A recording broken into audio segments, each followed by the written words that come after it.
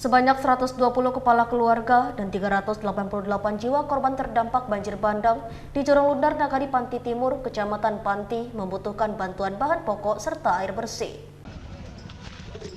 Saat ini korban banjir bandang beserta BPBD, TNI, Polri, dan Satpol PP telah mulai membersihkan rumah mereka dan fasilitas umum dari sisa lumpur dan kayu yang hanyut di bawah air.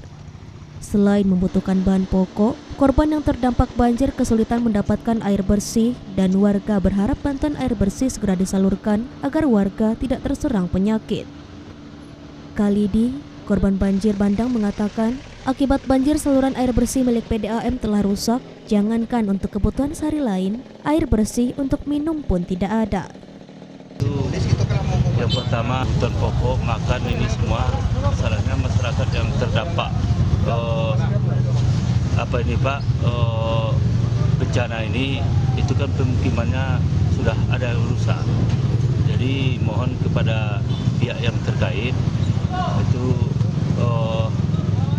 kebutuhan pokok mohon dipenuhi oleh pihak terkait. Jangankan air bersih, air untuk mandi pun tidak ada lagi, Pak.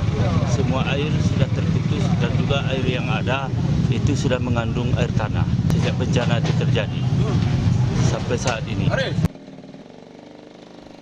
Saat ini warga hanya bisa memanfaatkan air sungai yang kotor untuk mandi dan mencuci peralatan rumah tangga yang terkena lumpur.